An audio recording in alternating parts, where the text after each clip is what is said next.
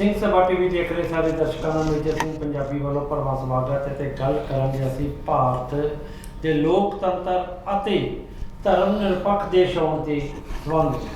ਸੋ ਗੱਲ ਕਰਦੇ ਹਾਂ ਡਾਕਟਰ ਖੁਸ਼ਹਾਲ ਸਿੰਘ ਤੇ ਸਰਦਾਰ ਜਸਪਾਲ ਸਿੰਘ ਜੀ ਨਾਲ। ਸਰਦਾਰ ਜਸਪਾਲ ਸਿੰਘ ਜੀ, ਭਾਰਤ ਨੂੰ ਹਮੇਸ਼ਾ ਕਿਹਾ ਜਾਂਦਾ ਕਿ ਇਹ ਇੱਕ ਧਰਮ ਨਿਰਪੱਖ ਦੇਸ਼ ਹੈ ਤੇ ਲੋਕਤੰਤਰ ਦੇਸ਼ ਹੈਗਾ ਆ। ਦਾਅਵਾ ਕਰਦਾ है कि लोकतंत्र होने के नाल आम लोगों की जी जिंदगी है जी इतने बड़ी खुशहाल है, पर जो कुछ पिछले दिनों तो भारत के विच हो रहा, घट गिणती के उपर लगातार हमले हो रहे हैं धर्म को लैके, तो की हो रहा, क्यों ऐसा हो रहा, सारा पिछोकड़ की है? देखो जे मेजर सिंह जी का पिछोकड़ ये जाइए तो इस सब कॉन्टीनेंट की इस ਭਾਰਤੀ ਉਪ ਮਹਾਦੀਪ ਦੀ ਵੰਡ ਹੀ ਫਿਰਕਾ ਪ੍ਰਸਤੀ ਪੱਧਰ 'ਤੇ ਹੋਈ ਹੈ।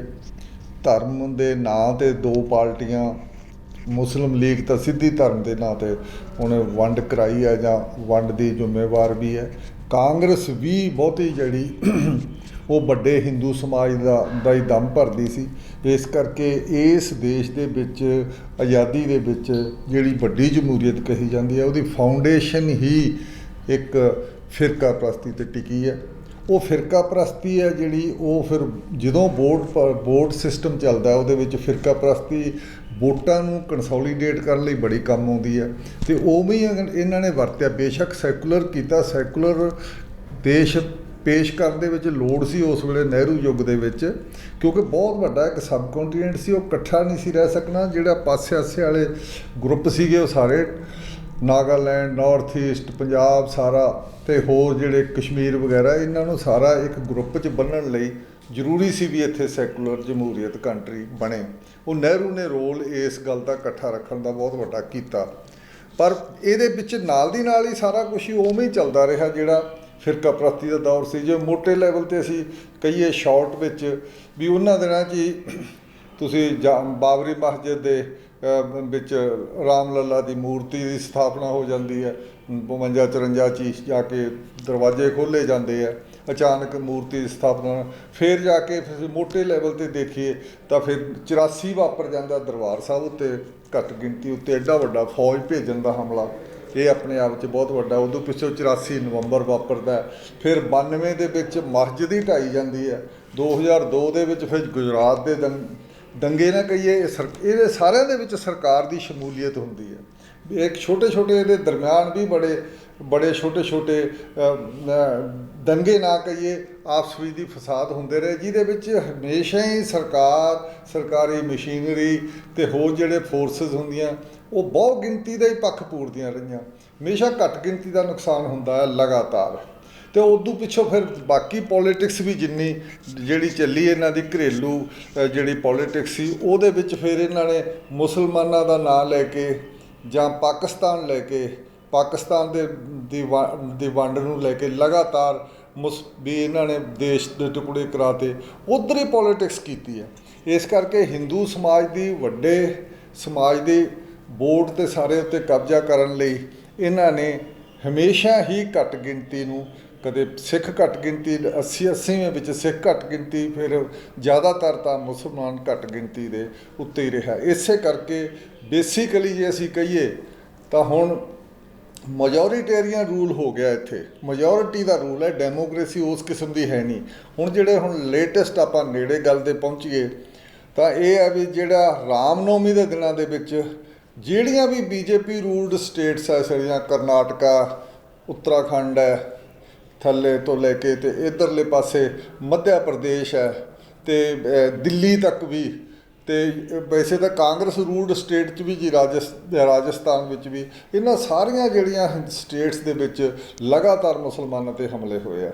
ਮੁਸਲਮਾਨਾਂ 'ਤੇ ਹਮਲੇ ਹੋਏ ਬਈ ਇਸੇ ਤਰੀਕੇ ਨਾਲ ਹੋਏ ਰਾਮਨੌਮੀ ਦੇ ਜਲੂਸ, ਅਤੇ ਉਹ ਜਿਹੜਾ ਗੁੰਡਾ ਐਲੀਮੈਂਟ ਅੱਗੇ ਲਾ ਕੇ ਸਾਰਾ ਕੁਛ ਕੀਤੇ, ਉਹ ਜਲੂਸ ਸਾਰੇ ਮਸਜਿਦਾਂ ਦੇ ਅੱਗੇ ਜਾ ਕੇ ਉਹਨਾਂ ਨੇ ਬੜੇ ਭੱਦੇ ਨਾਅਰੇ ਲਾਏ ਅਤੇ ਸਾਰਾ ਕੁਛ, ਅਤੇ ਕਈ ਇਸ ਕਿਸਮ ਦਾ ਮਿਊਜ਼ਿਕ ਵੀ ਬਚਾਇਆ ਜਿਹੜਾ ਕਿ ਮੁਸਲਮਾਨਾਂ ਨੂੰ ਮਿਊਜ਼ਿਕ ਤੋਂ, ਮਸਜਿਦ ਦੇ ਮਿਊਜ਼ਿਕ ਤੋਂ ਬਹੁਤ ਜ਼ਿਆਦਾ ਚਿਹੜਾ, ਉਹ ਵੀ ਸਾਰੀ ਕੀਤੀ ਗਈ। ਅਤੇ ਇੱਥੋਂ ਤੱਕ ਹੋਇਆ ਵੀ ਇੱਕ ਮਸਜਿਦ ਦੇ ਉੱਤੇ ਤਾਂ ਭਗਵਾਂ ਝੰਡਾ ਵੀ ਲਹਿਰਾਤਾ ਉਹਦੇ ਗੁੰਬਦ 'ਤੇ ਅੱਗੇ, ਜਿਹੜੇ ਉਹਦੇ ਫਰੰਟ ਗੇਟ 'ਤੇ। ਅਤੇ ਇਹ ਸਾਰਾ ਕੁਛ ਮੁਸਲਮਾਨ ਇੱਥੋਂ ਦਾ ਡਰਿਆ ਹੋਇਆ।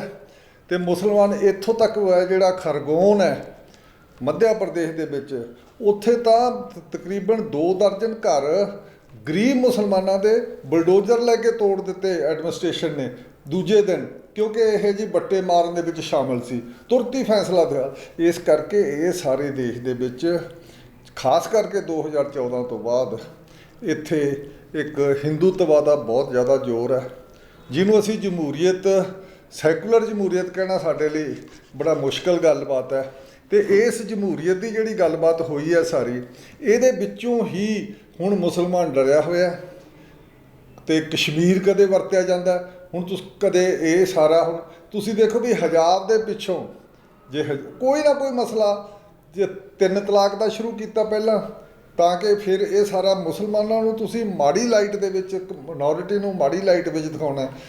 ਪਹਿਲਾਂ 3 ਤਲਾਕ ਦਾ ਮਸਲਾ ਉਹ ਹਜੇ ਖਤਮ ਨਹੀਂ ਸੀ ਹੋਇਆ, ਤੇ ਉਦੋਂ ਪਿੱਛੋਂ ਹਜਾਬ ਦਾ ਮਸਲਾ ਸ਼ੁਰੂ ਕਰ ਲਿਆ।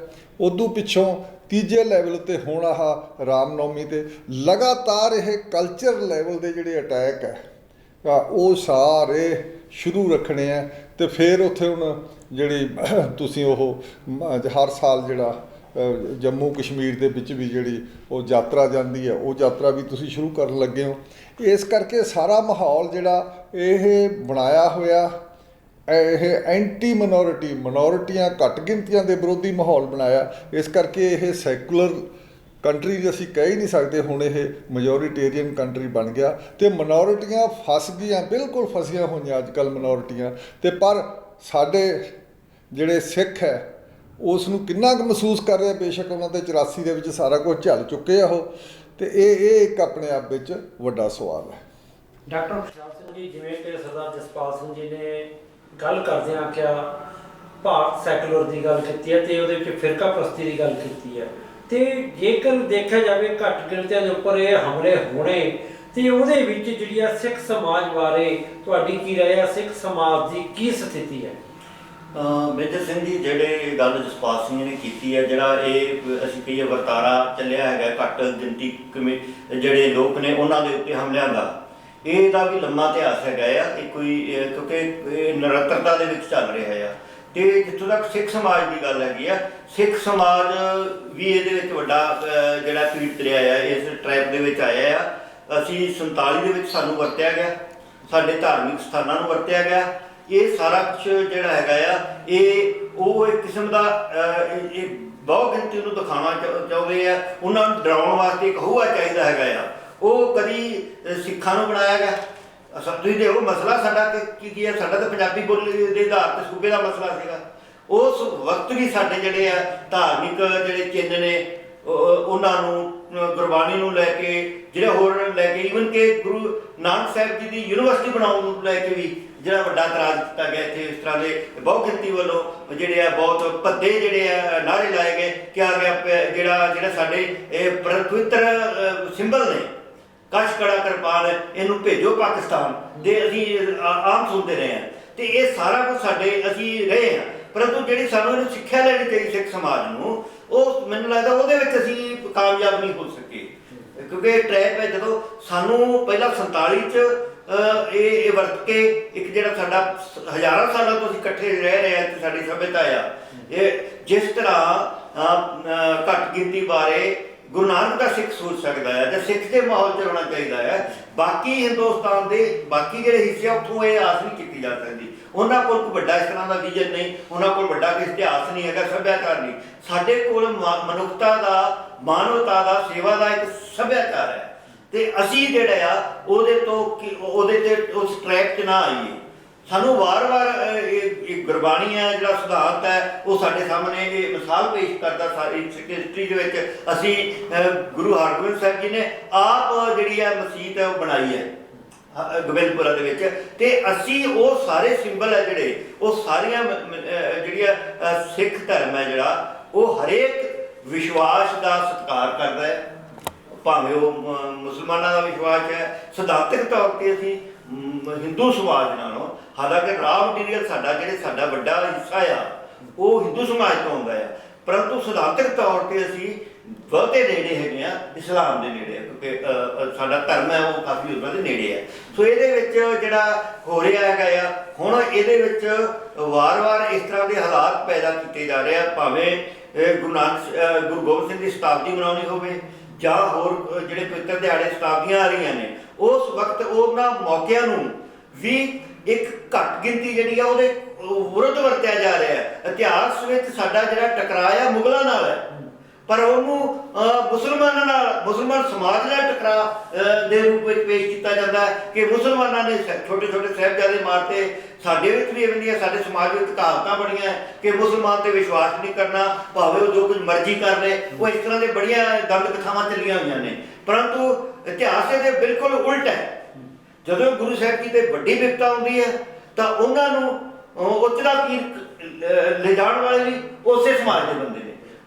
ਔਰ ਅਸੀਂ ਇਸ ਤੋਂ ਅੱਗੇ ਵੀ ਬਹੁਤ ਸਾਰੀਆਂ ਉਦਾਹਰਨਾਂ ਨੇ।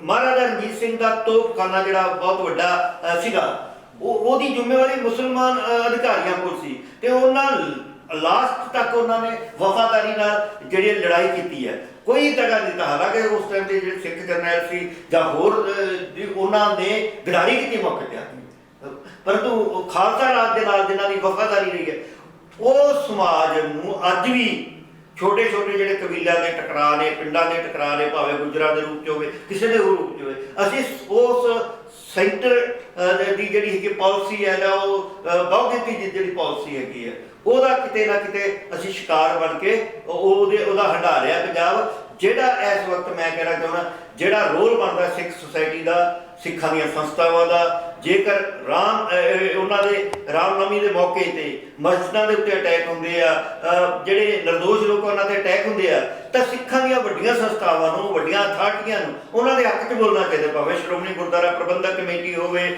ਭਾਵੇਂ ਅਕਾਲ ਤਖ਼ਤ ਦਾ ਜਥੇਦਾਰ ਹੋਵੇ, ਜਿਹੜੇ ਨਿਹੰਗ ਸਿੰਘ ਸੰਪਰਦਾਵਾਂ ਦੇ ਮੁਖੀ ਨੇ ਉਹਨਾਂ ਦਾ, ਹੋਰ ਜਿਹੜੀਆਂ ਵੱਡੀਆਂ ਸੰਸਥਾਵਾਂ ਨੇ, ਉਹਨਾਂ ਨੂੰ ਉਹਨਾਂ ਦੇ ਹੱਕ 'ਚ ਆਵਾਜ਼ ਉਠਾਉਣੀ ਚਾਹੀਦੀ। ਗੁਰੂ ਤੇਗ ਬਹਾਦਰ ਜੀ ਸਾਨੂੰ ਇਹ ਕਹਿ ਕੇ ਗਏ ਆ, ਸਾਰੀ ਗੁਰਬਾਣੀ ਸਾਨੂੰ ਜਿਹੜਾ ਬੰਦਾ ਪੀਠ ਤੇ ਸੀ ਉਹਦੇ ਨਾਲ ਖੜਨਾ ਹੈ। ਸੋ ਮੈਨੂੰ ਲੱਗਦਾ ਕਿ ਇਹਦੇ ਵਿੱਚ ਜਿਹੜਾ ਆ ਅਸੀਂ ਕਿਤੇ ਪਛੜ ਗਏ ਆ ਤੇ ਸਿੱਖ ਸਮਾਜ ਨੂੰ ਆਪਣੀ ਬਣਦੀ ਭੂਮਿਕਾ ਨਿਭਾਉਣੀ ਚਾਹੀਦੀ। ਸਿੱਧੂ ਸਾਹਿਬ ਵੀ ਆਪਣਾ ਡਾਕਟਰ ਖੁਸ਼ਹਾਲ ਸਿੰਘ ਜੀ ਨੇ ਕਿਹਾ ਕਿ ਜਿਹੜੀ ਸਿੱਖ ਸਮਾਜ ਹੈ, ਸਿੱਖ ਨੇ ਜਿਹੜੇ ਇਹਨਾਂ ਦੇ ਕੋਲ ਜਿਹੜਾ ਕਿ ਧਾਰਮਿਕ ਤੇ ਵਿਰਾਸਤੀ ਸੱਭਿਆਚਾਰ ਜਿਹੜਾ ਕਿ ਬਹੁਤ ਵੱਡਾ ਆ, ਬਹੁਤ ਵੱਡੇ ਪੱਧਰ ਤੇ ਇਹਨਾਂ ਕੋਲ ਹੈਗਾ ਆ। ਤੇ ਹੁਣ ਜਿਹੜੀ ਸਥਿਤੀ ਬਣੀ ਹੋਈ ਹੈ ਭਾਰਤ ਦੇ ਵਿੱਚ ਇਸ ਟਾਈਮ ਜਿਹੜੀ ਹੈ, ਉਹਦੇ ਵਿੱਚ ਜੋ ਕੁਝ ਬੀਤੇ ਦਿਨੀ ਹੋਇਆ, ਮਸਜਿਦਾਂ ਦੇ ਵਿੱਚ ਵੀ ਜਾ ਕੇ ਜੋ ਰੌਲਾ ਰੱਪਾ ਪਾਇਆ ਗਿਆ, ਉਹਦੇ ਖਿਲਾਫ ਇਹਨਾਂ ਨੇ ਗੱਲ ਕੀਤੀ ਹੈ ਕਿ ਸਿੱਖ ਕੌਮ ਦੀਆਂ, ਸਿੱਖ ਸਮਾਜ ਦੀਆਂ ਜਿਹੜੀਆਂ ਵੱਡੇ ਆਗੂ ਨੇ, ਵੱਡੀਆਂ ਸੰਸਥਾਵਾਂ ਨੇ, ਉਹਨਾਂ ਨੂੰ ਇਹਨਾਂ ਦੇ ਨਾਲ ਕਰਨਾ ਚਾਹੀਦਾ ਜਿਹੜੇ ਲੋਕ ਪੀੜਤ ਨੇ, ਜਿਹੜਾ ਸਮਾਜ ਇਸ ਵਕਤ ਪੀੜਤ ਹੋ ਰਿਹਾ ਆ। ਸੋ ਤੁਸੀਂ ਕੀ ਸਮਝਦੇ ਹੋ ਵੀ ਕਿਸ ਤਰੀਕੇ ਨਾਲ ਖੜਨਾ ਚਾਹੀਦਾ? ਕੀ ਕੁਝ ਜਿਹੜਾ ਕਿ ਸਿੱਖ ਸੰਸਥਾਵਾਂ ਦੇ ਜਿਹੜੇ ਆਗੂ ਨੇ ਜਾਂ ਸ਼੍ਰੀ ਅਕਾਲ ਤਖ਼ਤ ਸਾਹਿਬ ਦੇ ਜਥੇਦਾਰ ਸਾਹਿਬ ਨੇ, ਉਹਨਾਂ ਨੂੰ ਕੀ ਕੁਝ ਕਰਨਾ ਚਾਹੀਦਾ? ਦੇਖੋ, ਪਹਿਲੀ ਗੱਲ ਹੈ, ਜਿੱਥੋਂ ਤੱਕ ਸਿੱਖ ਇੰਡੀਵਿਜੂਅਲ ਦਾ ਵਿਅਕਤੀਤਵ ਲੈਵਲ ਦਾ ਸਵਾਲ ਹੈ, ਬਹੁਤਾ ਸਿੱਖ ਬਿਲਕੁਲ ਫਿਰਕਾ ਪ੍ਰਸਤ ਨਹੀਂ। ਇਹ ਗੱਲ 84 ਦੇ ਵਿੱਚ ਵੀ ਸਾਬਤ ਹੋ ਗਈ ਹੈ। ਇੱਕ ਵੀ ਦਰਬਾਰ ਸਾਹਿਬ ਉੱਤੇ ਹਮਲਾ ਹੋਣ ਤੋਂ ਬਾਅਦ ਵੀ, ਫੌਜੀ ਹਮਲਾ ਹੋਣ ਤੋਂ ਬਾਅਦ ਤੇ ਨਵੰਬਰ ਵਿੱਚ ਬਾਹਰ 10,000 ਸਿੱਖ ਮਾਰੇ ਤੋਂ ਬਾਅਦ ਵੀ ਇੱਥੇ ਕਿਸੇ ਨੇ ਕੋਈ ਦੰਗੇ ਨਹੀਂ ਕੀਤੇ, ਬਾਹਰ ਇਕੱਠ ਹੋ ਕੇ, ਕਰਾਊਡ ਹੋ ਕੇ, ਭੀੜਾਂ ਲਾ ਕੇ ਤੇ ਕਿਸੇ ਦੂਜੇ ਵਿਰੋਧੀ ਸਮਾਜ ਦੇ ਉੱਤੇ ਜਿਨ੍ਹਾਂ ਨੂੰ ਉੱਥੇ ਜ਼ਿੰਮੇਵਾਰ ਸਮਝਿਆ ਜਾਂਦਾ ਸੀ ਉਹਨਾਂ ਤੇ ਹਮਲੇ ਨਹੀਂ ਕੀਤੇ। ਇਹ ਬਿਲਕੁਲ ਕਲੀਅਰ ਹੈ ਵੀ ਸਿੱਖ ਫਿਰਕਾ ਪ੍ਰਸਤ ਨਹੀਂ ਹੈ, ਉਸ ਦੇ ਵਿੱਚ ਇਹ ਮੈਂਟੈਲਿਟੀ ਹੈ ਨਹੀਂ। ਪਰ ਸਾਡਾ ਇੱਕ ਦੋ ਤਿੰਨ ਗੱਲਾਂ ਸਾਡੇ ਗਲਤ ਹੋਈਆਂ ਜਿਨ੍ਹਾਂ ਨੂੰ ਸ਼ਾਰਟ 'ਚ ਕਹੀਏ। ਇੱਕ ਤਾਂ ਅਕਾਲੀ ਦਲ ਨੇ 84 ਤੋਂ ਬਾਅਦ ਇੱਕ ਤਰ੍ਹਾਂ ਦੀ ਹਾਰੀ ਹੋਈ ਪੋਲੀਟਿਕਸ ਖੇਡੀ ਹੈ, ਜਿਹਨੂੰ ਅਸੀਂ ਅੰਗਰੇਜ਼ੀ 'ਚ ਡਿਫੀਟਿਸਟ ਪੋਲੀਟਿਕਸ ਕਹਿੰਦੇ ਆ। ਉਹ ਖੇਡੀ ਕੀ ਹੈ ਵੀ ਜਿਹੜੇ ਬੰਦੇ ਜਿਹਨੇ ਸੈਂਟਰ ਨੇ ਹਮਲਾ ਕੀਤਾ ਸੀ, ਜਿਹੜੀ ਐਸਟੈਬਲਿਸ਼ਮੈਂਟ ਨੇ ਹਮਲਾ ਕੀਤਾ ਸੀ, ਉਸ ਦੀ ਪਾਲਿਸੀ, ਉਸ ਨੈਸ਼ਨਲਿਸਟ ਪਾਲਿਸੀ ਦੇ ਨਾਲ ਜੁੜ ਗਏ। ਜੁੜਨ ਲਈ ਉਹ ਪੂਰਾ ਓਪਨ ਲੈਵਲ 'ਤੇ ਬੀਜੇਪੀ ਨਾਲ ਹੀ ਜੁੜ ਗਏ। ਜਿਹੜੀ ਹਿੰਦੂਤਵਾਦੀ ਰੂਹ ਹੈ, ਜਿਹਦੇ ਕਰਕੇ ਇੱਥੇ ਦਰਬਾਰ ਸਾਹਿਬ ਉੱਤੇ ਹਮਲਾ ਪਿਆ ਸੀ, ਉਹਦੇ ਨਾਲ ਹੀ ਜੁੜ ਗਏ। RSS ਵੀ ਉਹਦੇ ਪਿੱਛੇ ਸੀ, ਉਸ ਨਾਲ ਹੀ ਜਾ ਕੇ ਉਸ ਪਾਰਟੀ ਨਾਲ ਜੁੜ ਗਏ। RSS ਦੀ ਜਿਹੜੀ ਇੱਕ ਫਰੰਟ ਆਰਗੇਨਾਈਜੇਸ਼ਨ ਹੈ ਬੀਜੇਪੀ, ਉਹਦੀ ਜਨਨੀ ਹੈ, ਉਹਦੀ ਮਾਂ ਹੈ ਜਿਹੜੀ, ਉਹ RSS ਹੀ ਹੈ, ਉਹਦੇ ਨਾਲ ਇਹ ਜੁੜੇ ਰਹੇ। ਉਸ ਦੇ ਪਿੱਛੋਂ ਕੀ ਹੋਇਆ ਵੀ ਸਿੱਖਾਂ ਦੀ ਰੀਜਨਲ ਪਾਰਟੀ ਵੀ ਨਹੀਂ ਰਹੀ, ਸਿੱਖਾਂ ਦੀ ਖੇਤਰੀ ਪਾਰਟੀ ਵੀ ਨਹੀਂ ਰਹੀ, ਅਤੇ ਸਿੱਖਾਂ ਦਾ ਜਿਹੜਾ ਆਪਣਾ ਮਨੋਰਿਟੀ ਦਾ ਆਪਣਾ ਵਜੂਦ ਹੈ ਉਹ ਵੀ ਇੱਕ ਤਰ੍ਹਾਂ ਨਾਲ ਇਸ ਹਿੰਦੂਤਵਾ ਦੇ ਬੁੱਕਲ 'ਚ ਚਲਾ ਗਿਆ। ਅਤੇ ਇਸੇ ਕਰਕੇ ਅਕਾਲ ਤਖਤ ਦੇ ਜਥੇਦਾਰ ਨੇ ਅੱਜ ਤੱਕ ਖੁੱਲ੍ਹ ਕੇ ਬਾਬਰੀ ਮਸਜਿਦ ਨੂੰ ਢਾਉਣ ਦਾ ਵਿਰੋਧ ਨਹੀਂ ਕੀਤਾ। ਦਵੇ ਸ਼ਬਦਾਂ ਵਿੱਚ ਗੱਲ ਕਰਤੀ, ਕਿਸੇ ਲੈਵਲ 'ਤੇ ਕੀਤੀ ਹੋਵੇ। ਜਿੰਨੇ ਦੰਗੇ ਹੁੰਦੇ ਉਹਨਾਂ ਦਾ ਓਪਨ ਵਿਰੋਧ ਨਹੀਂ ਕਰਦੇ, ਅਤੇ 370 ਦਾ ਵੀ ਨਹੀਂ ਅਸੀਂ ਇਸ ਅਕਾਲੀ ਦਲ ਨੇ ਤਾਂ 370 ਤੋਂ ਜਦੋਂ ਖਤਮ ਕੀਤਾ ਉਹਦਾ ਵੀ ਵਿਰੋਧ ਨਹੀਂ ਕੀਤਾ। ਇਸ ਕਰਕੇ ਜਿਹੜੀ ਸਿਆਸੀ ਲੈਵਲ ਤੋਂ ਅਸੀਂ ਜਿੱਥੇ ਆ ਖੜੇ ਆ ਉਹਦੇ ਵਿੱਚ ਸਾਡਾ ਵਜੂਦ 47 ਵਾਂਗੂ ਖਤਮ ਹੀ ਹੋ ਗਿਆ। ਅਸੀਂ ਕਿਸੇ ਦੂਜੀ, ਉਦੋਂ ਅਸੀਂ ਕਾਂਗਰਸ ਪਾਰਟੀ ਦੀ ਜੇਬ 'ਚ ਚਲੇ ਗਏ ਸੀ ਸਿੱਖ, ਅਤੇ ਹੁਣ BJP ਦੀ ਜੇਬ 'ਚ ਚਲੇ ਗਏ ਆ। ਇਹ ਵੱਡਾ ਫਰਕ ਹੈ। ਪਰ ਸਮਝਣਾ ਚਾਹੀਦਾ ਮਿਨੋਰਿਟੀਆਂ ਨਾਲ ਟਰੀਟਮੈਂਟ ਉਹੀ ਹੈ ਜਿਹੜੀ ਦੂਜਿਆਂ ਨਾਲ। ਇਸ ਕਰਕੇ ਅਸੀਂ ਇਹ ਨਹੀਂ ਕਹਿੰਦੇ ਵੀ ਸਾਰਾ ਹਿੰਦੂ ਸਮਾਜ ਫਿਰਕਾ ਪ੍ਰਸਤ ਹੈ। ਹਿੰਦੂ ਸਮਾਜ ਦੇ ਵਿੱਚ ਕੁਛ ਜਿਹੜਾ ਹਿੰਦੂਤਵਾ ਐਲੀਮੈਂਟ ਹੈ ਉਹ ਫਿਰਕਾ ਪ੍ਰਸਤ ਹੈ। ਆਮ ਹਿੰਦੂ ਤਾਂ ਬਹੁਤ ਗਰੀਬ ਹਿੰਦੂ ਹੈ, ਮੈਜੋਰਿਟੀ ਹਿੰਦੂ ਗਰੀਬ ਹੈ। ਪਰ ਤੁਸੀਂ ਹੁਣ ਇੱਥੋਂ ਹੀ ਅੰਦਾਜ਼ਾ ਲਾ ਲਓ ਵੀ 80 ਕਰੋੜ ਬੰਦਾ ਹਜੇ ਤੱਕ ਮੁਫਤ ਦੇ ਰਾਸ਼ਨ 'ਤੇ ਪਲ ਰਿਹਾ, ਜਿਹਦੇ 'ਤੇ BJP ਸਰਕਾਰ ਬਣਾਉਂਦੀ ਹੈ। 80 ਕਰੋੜ ਦੇਸ਼ ਦੇ ਵਿੱਚ ਐਡੀ ਵੱਡੀ ਗਿਣਤੀ ਨੂੰ ਇਹ ਫ੍ਰੀ ਰਾਸ਼ਨ ਦਿੰਦੇ ਆ। ਇੱਥੋਂ ਹੀ ਅੰਦਾਜ਼ਾ ਲੱਗ ਸਕਦਾ ਵੀ ਤੁਸੀਂ ਦੇਖੋ ਵੀ 120-30 ਕਰੋੜ ਦੀ ਪਾਪੂਲੇਸ਼ਨ ਹੋਵੇ, ਉਹਦੇ 'ਚ 80 ਕਰੋੜ ਫ੍ਰੀ ਚੱਲ ਰਿਹਾ ਹੋਵੇ, ਭੁੱਖਾ ਮਰਦਾ ਹੋਵੇ। ਅਤੇ ਇਸ ਕਰਕੇ ਅਸੀਂ ਨਹੀਂ ਕਹਿੰਦੇ ਵੀ ਸਾਰੇ ਲੋਕ ਫਿਰਕਾ ਪ੍ਰਸਤ ਹੈ, ਪਰ ਇੱਥੇ ਉੱਪਰਲੀ ਕੁਛ ਬ੍ਰਾਹਮਣਵਾਦੀ ਕੁੱਤਾਂ ਦੇ ਜਿਹੜੀ ਰੂਲਿੰਗ ਐਲੀਟ ਹੈ ਇਸ ਸਮਾਜ ਦੇ ਵਿੱਚ, ਉਹ ਸਾਰਾ ਮਨੋਰਿਟੀਆਂ ਨੂੰ ਘੇਰਦੀ ਹੈ। ਅਤੇ ਇਸੇ ਕਰਕੇ ਸਾਨੂੰ ਸਿੱਖਾਂ ਨੂੰ ਖਾਸ ਕਰਕੇ ਆਹ ਰਾਮਨੌਮੀ ਵਾਲੇ ਜਿਹੜੇ ਘਟਨਾਵਾਂ ਹੋਈਆਂ ਇਹਨਾਂ ਦਾ ਵਿਰੋਧ ਕਰਨਾ ਚਾਹੀਦਾ, ਇਹਨਾਂ ਨੂੰ ਕੰਡੈਮ ਕਰਨਾ ਚਾਹੀਦਾ। ਅਤੇ ਸਾਨੂੰ ਹਮੇਸ਼ਾ ਇੱਕ ਸੈਕੂਲਰ ਇੰਡੀਆ ਅਤੇ ਇੱਕ ਜਮਹੂਰੀਅਤ ਇੰਡੀਆ ਦੇ ਸਪੋਰਟ ਵਿੱਚ ਧਨ ਜਾਣਾ ਚਾਹੀਦਾ। ਡਾਕਟਰ ਪ੍ਰਸ਼ਾਦ ਸਿੰਘ ਜੀ, ਸਰਦਾਰ ਜਸਪਾਲ ਸਿੰਘ ਨੇ ਗੱਲ ਕੀਤੀ ਹੈ ਕਿ ਸਾਨੂੰ ਸੈਕੂਲਰ ਇੰਡੀਆ ਅਤੇ ਜਮਹੂਰੀਅਤ ਇੰਡੀਆ ਵਾਲਾ ਤਾਂ ਮਾਹੌਲ ਚਾਹੀਦਾ। ਸਾਨੂੰ ਉਹ ਚਾਹੀਦਾ ਜਿੱਥੇ ਕਿ ਲੋਕ ਆਪਣੀ ਜ਼ਿੰਦਗੀ ਬੜੀ ਸੁਖੀ ਤਰੀਕੇ ਨਾਲ, ਬੜੇ ਸਾਦੇ ਢੰਗ ਨਾਲ ਜੀ ਸਕਣ, ਖੁਸ਼ ਰਹਿ ਸਕਣ, ਕਿਸੇ ਘੱਟ ਗਿਣਤੀਆਂ ਨੂੰ ਕਿਸੇ ਵੱਧ ਗਿਣਤੀ ਤੋਂ ਡਰ ਨਾ ਹੋਵੇ। ਸੋ ਇਹਦੇ ਵਿੱਚ ਜਿਹੜੀ ਸਿੱਖਾਂ ਦੀ ਭੂਮਿਕਾ ਕਿਸ ਤਰ੍ਹਾਂ ਦੀ ਹੋਣੀ ਚਾਹੀਦੀ ਹੈ? ਇਹ ਕਿਉਂਕਿ ਸਿੱਖਾਂ ਨੂੰ ਹਮੇਸ਼ਾ ਤੁਸੀਂ ਗੱਲ ਕੀਤੀ ਸੀ ਕਿ ਵਰਤਿਆ ਗਿਆ ਅਤੇ ਵਰਤਿਆ ਜਾਂਦਾ। ਸੋ ਹੁਣ ਸਿੱਖਾਂ ਨੂੰ ਜਾਂ ਘੱਟ ਗਿਣਤੀਆਂ ਨੂੰ ਕਿਸ ਤਰ੍ਹਾਂ ਆਪਣੇ ਆਪ ਨੂੰ ਭਾਰਤ ਦੇ ਸਾਹਮਣੇ ਲਿਆਉਣਾ ਚਾਹੀਦਾ? ਦੇਖੋ ਜੀ, ਸਾਡਾ ਤਾਂ ਅਸੀਂ ਤਾਂ ਸਿੱਖੀ ਤਾਂ ਅਫੋਰਡ ਹੀ ਨਹੀਂ ਕਰ ਸਕਦੀ ਕਿਸੇ ਫਿਰਕਾ ਪ੍ਰਸਤੀ ਦੀ ਸਿਆਸਤ ਨੂੰ, ਕਿਉਂਕਿ ਸਾਡੇ ਕੋਲ ਬਾਬੇ ਗੁਰੂ ਨਾਨਕ ਸਾਹਿਬ ਜੀ ਦਾ ਜਿਹੜਾ ਸੰਦੇਸ਼ ਹੈ, ਜੋ ਗੁਰਬਾਣੀ ਹੈ, ਉਹਦਾ ਆਧਾਰ ਹੀ ਜਿਹੜਾ ਹੈ ਧਰਮ ਨਿਰਪੱਖਤਾ ਦੇ ਵਿੱਚ ਪਿਆ ਆ। ਉਹ ਮਨੁੱਖੀ ਬਰਾਬਰੀ ਦਾ ਜਿਹੜਾ ਸੰਦੇਸ਼ ਹੈ, ਅਤੇ ਸਾਡਾ ਉਹਨਾਂ ਦਾ ਸੰਦੇਸ਼ ਫੈਲਣਾ ਹੀ ਤਾਂ ਜੋ ਮਾਹੌਲ ਹੋਏਗਾ। ਅਤੇ ਉਹਦੇ ਵਿੱਚ ਸਿੱਖਾਂ ਦੀਆਂ ਜਿਹੜੀ ਪ੍ਰੈਕਟਿਸ ਹੈ ਸਿੱਖਾਂ ਦੀ, ਉਹਦੇ ਵਿੱਚੋਂ ਵੱਡਾ ਹਿੱਸਾ ਜਿਸ ਜਸਪਾਲ ਸਿੰਘ ਨੇ ਕਿਹਾ ਉੱਧਰ ਹੀ ਚੱਲ, ਸਾਡੇ ਉਸ ਤਰ੍ਹਾਂ ਚੱਲ ਨਹੀਂ ਸਕਦਾ। ਵਿਤਕਰੇਬਾਜ਼ੀ ਦਾ ਉਹ ਸਾਰਾ ਕੁਛ ਨਹੀਂ ਚੱਲ ਸਕਦਾ। ਸਾਡੀ ਸਿਆਸਤ ਵੀ ਉਸ ਤਰ੍ਹਾਂ ਦੀ ਕਈ ਵਾਰੀ ਮੌਕੇ ਦੀ ਸ਼ਿਕਾਰ ਹੋ ਜਾਂਦੀ ਹੈ। ਅਸੀਂ 47 ਦੇ ਵਿੱਚ ਵੀ ਥੋੜ੍ਹਾ ਜਿਹਾ ਸਮਾਂ ਰਹੇ ਹਾਂ, ਪਰੰਤੂ ਜ਼ਿਆਦਾ ਸਮਾਂ ਜਿਹੜਾ ਅਸੀਂ 70 ਸਾਲਾਂ ਦੇ ਵਿੱਚ ਲਈਏ, ਸਿੱਖ ਇੱਕ ਨਿਰਪੱਖ ਸੋਚ ਦਾ ਧਾਰਨੀ ਰਿਹਾ ਹੈ। ਉਹਦੇ ਵਿੱਚ ਹਾਂ ਕੁਛ ਲੋਕ ਹੈਗੇ ਆ, ਉਹ ਹਰੇਕ ਥਾਂ ਦੇ ਵਿੱਚ ਹੁੰਦੇ ਆ, ਸਾਡੇ ਵਿੱਚ ਵੀ ਹੈਗੇ ਆ ਜਿਹੜੇ ਫਿਰਕਾ ਪ੍ਰਸਤ ਦਾ ਸਹਾਰਾ ਲੈ ਕੇ ਆਪਣੇ ਜਿਹੜੇ ਸੌੜੇ ਹਿੱਤ ਆ ਉਹਨਾਂ ਦੀ ਪਾਲਣਾ ਕਰਦੇ ਆ। ਉਹਦੇ ਵਿੱਚ ਸਾਡੀ ਲੀਡਰਸ਼ਿਪ ਵੀ ਆ ਜਾਂਦੀ ਆ, ਹੋਰ ਵੀ ਕਈ ਸੰਸਥਾਵਾਂ ਉਹਦਾ ਸ਼ਿਕਾਰ ਹੋ ਜਾਂਦੀਆਂ। ਪਰੰਤੂ ਜਿਹੜੀ ਸੀ ਗੱਲ ਕਿ ਇਹ ਜਿਹੜੀ ਹਿੰਦੁਸਤਾਨ ਦੇ ਵਿੱਚ ਜਿਸ ਤਰ੍ਹਾਂ ਦੀ ਸਿਆਸਤ ਚਾਹੀਦੀ ਹੈ, ਉਹਦਾ ਵਿਜ਼ਨ ਹੈ ਜਿਹੜਾ ਉਹ ਸਿੱਖ ਪੰਥ ਕੋਲ ਹੈ। ਸਿੱਖ ਪੰਥ ਕੋਲ ਉਹਦੀ ਪ੍ਰੈਕਟਿਸ ਪਈ ਹੈ, ਸਿੱਖ ਧਰਮ ਉਹ ਸਿੱਖ ਧਰਮ ਪੰਥ ਕੋਲ ਉਹਦਾ ਇਤਿਹਾਸ ਪਿਆ ਆ, ਅਤੇ ਉਹ ਸਾਰਾ ਕੁਛ ਇਸ ਟਾਈਮ ਉਹਨੂੰ ਲੀਡ ਕਰਨ ਦਾ ਮੌਕਾ ਆ।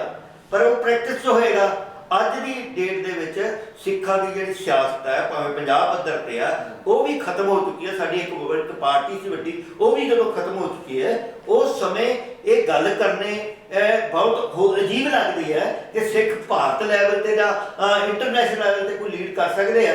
ਹਾਂ, ਇੱਕ ਦੋ ਸਾਡੇ ਕੋਲ ਉਦਾਹਰਨਾਂ ਨੇ ਜਿਵੇਂ ਪਿਛਲੇ ਦੌਰ ਦੇ ਵਿੱਚ ਖਾਲਸਾ ਏਡ ਨੇ ਕੰਮ ਕੀਤਾ ਆ, ਹੋਰ ਸੰਸਥਾਵਾਂ ਨੇ ਕੰਮ ਕੀਤਾ ਹੈ, ਤੇ ਉਹਨਾਂ ਨੇ ਲੀਡ ਕੀਤਾ ਆ। ਅੱਜ ਵੀ ਉਹਨਾਂ ਦੀਆਂ ਜਿਹੜੇ ਪੋਜ਼ਿਟਿਵ ਹੈਗੀਆਂ ਨੇ, ਸਿੱਖਾਂ ਦੀ ਸੇਵਾ ਦੇ ਕਾਰਜ ਨੇ, ਉਹ ਸਾਰੀ ਦੁਨੀਆ ਤੇ ਸਲਾਹ ਦਿੰਦੇ ਆ। ਸੋ ਇਸ ਤਰ੍ਹਾਂ ਸਾਨੂੰ ਜਿਹੜਾ ਆ ਉਹ ਸੇਵਾ ਜਿਹੜੀ ਆ ਉਹ ਰਾਜਨੀਤਿਕ ਖੇਤਰ ਵਿੱਚ ਵੀ ਕਰਨੀ ਪਏਗੀ। ਉਹਦੇ ਵਾਸਤੇ ਜਿਹੜਾ ਸਾਨੂੰ ਬਾਬੇ ਨਾਨਕ ਦਾ ਜਿਹੜਾ ਸਹਾਰਾ ਲੈਣਾ ਪਏਗਾ। ਤੇ ਉਹਦੇ ਵਾਸਤੇ ਮੈਂ ਤਾਂ ਆਸ ਕਰਦਾ ਕਿ ਜਿਹੜਾ ਛੇਤੀ ਸਮਾਂ ਆਏਗਾ ਪੰਜਾਬ ਦੇ ਵਿੱਚ, ਤੇ ਅਸੀਂ ਜਿਹੜਾ ਕੋਈ ਅਸੀਂ ਅਰਦਾਸ ਕਰਦੇ ਹਾਂ ਅਕਾਲ ਪੁਰਖ ਅੱਗੇ ਕਿ ਇਸ ਤਰ੍ਹਾਂ ਦਾ ਮੌਕਾ ਆਵੇ। ਤੇ ਜਿਸ ਵਾਸਤੇ ਅਕਾਲ ਤਖਤ ਸਾਹਿਬ ਬਣਿਆ ਸੀਗਾ, ਜਿਸ ਤਰ੍ਹਾਂ ਦੀ ਸਿਆਸਤ ਕਰਨ ਵਾਸਤੇ, ਉਹ ਮੀਰੀ ਪੀਰੀ ਦੀ ਸਿਆਸਤ, ਉਹ ਅਕਾਲ ਪੁਰਖ ਦੀ ਸਿਆਸਤ ਹੈ, ਉਹਦਾ ਕੋਈ ਜਿਹੜਾ ਆ ਅਸੀਂ ਉਸ ਪਾਸੇ ਨੂੰ ਵਧੀਏ। ਬਹੁਤ ਬਹੁਤ ਧੰਨਵਾਦ ਡਾਕਟਰ ਖੁਸ਼ਹਾਲ ਸਿੰਘ ਤੇ ਸਰਦਾਰ ਜਸਪਾਲ ਸਿੰਘ ਜੀ, ਤੁਸੀਂ ਆਪਣਾ ਕੀਮਤੀ ਸਮਾਂ ਦਿੱਤਾ ਤੇ ਜਿਹੜੇ ਤੁਹਾਡੇ ਸੁਝਾਅ ਨੇ ਉਹ ਵੀ ਅਸੀਂ ਦਰਸ਼ਕਾਂ ਨਾਲ ਜ਼ਰੂਰ ਸਾਂਝੇ ਕਰਾਂਗੇ। ਸੋ ਅਸੀਂ ਸਾਰਿਆਂ ਨੇ ਸੁਣ ਲਿਆ ਕਿ ਸਰਦਾਰ ਜਸਪਾਲ ਸਿੰਘ ਤੇ ਡਾਕਟਰ ਖੁਸ਼ਹਾਲ ਸਿੰਘ ਨੇ ਇਹ ਗੱਲ ਕੀਤੀ ਹੈ ਕਿ ਇੱਕ ਤਾਂ ਦੇਸ਼ ਪੂਰੀ ਤਰ੍ਹਾਂ ਸੈਕੂਲਰ ਹੋਣਾ ਚਾਹੀਦਾ ਤੇ ਇੱਥੇ ਫਿਰਕਾ ਪ੍ਰਸਤੀ ਨਹੀਂ ਹੋਣੀ ਚਾਹੀਦੀ, ਜੋ ਸਿੱਖਾਂ ਨੂੰ ਵੀ ਪਸੰਦ ਨਹੀਂ ਹੈ। ਤੇ ਘੱਟ ਗਿਣਤੀਆਂ ਦੇ ਉੱਪਰ ਜਿਹੜੇ ਹਮਲੇ ਹੋਣੇ ਨੇ ਆਉਣ ਵਾਲੇ ਭਵਿੱਖ ਦੇ ਬਹੁਤ ਖਤਰਨਾਕ ਸਿੱਧ ਹੋ ਸਕਦੇ। ਤੇ ਡਾਕਟਰ ਖੁਸ਼ਹਾਲ ਸਿੰਘ ਜੀ ਨੇ ਇਹ ਗੱਲ ਕੀਤੀ ਹੈ ਕਿ ਇਸ ਦੇ ਵਿੱਚ ਜਿਹੜੀ ਹੈ ਕਿ ਸਿੱਖ ਪੰਥ ਦੇ ਮੋਢੀ ਆਗੂ ਨੇ ਜਾਂ ਵੱਡੀਆਂ ਸੰਸਥਾਵਾਂ ਨੇ, ਉਹਨਾਂ ਨੂੰ ਵੀ ਜਿਹੜਾ ਕਿ ਆਪਣਾ ਰੋਲ ਅਦਾ ਕਰਨਾ ਚਾਹੀਦਾ, ਉਹਨਾਂ ਨੂੰ ਜਿਹੜਾ ਕਿ ਪੀੜਤ ਲੋਕਾਂ ਦੇ ਹੱਕ ਵਿੱਚ ਬੋਲਣਾ ਚਾਹੀਦਾ ਹੈ। ਸੋ ਸਿੱਖ ਪੰਥ ਦੇ ਕੋਲ ਇੱਕ ਬਹੁਤ ਵੱਡਾ ਤਜਰਬਾ ਹੈ। ਸੋ ਸਿੱਖ ਪੰਥ ਦੇ ਤਜਰਬੇ ਨੂੰ ਜਿਹੜਾ ਕਿ ਭਾਰਤ ਦੇ ਵਿੱਚ ਜ਼ਰੂਰ ਅਪਣਾਉਣਾ ਚਾਹੀਦਾ ਹੈ। ਸੋ ਜੁੜੇ ਰਹੋ ਸਿੰਘ ਸਭਾ ਟੀਵੀ ਦੇ ਨਾਲ। ਤੁਹਾਡਾ ਆਪਣਾ ਮੇਜਰ ਸਿੰਘ ਪੰਜਾਬੀ। ਵਾਹਿਗੁਰੂ ਜੀ ਕਾ ਖਾਲਸਾ, ਵਾਹਿਗੁਰੂ ਜੀ ਕੀ ਫਤਿਹ।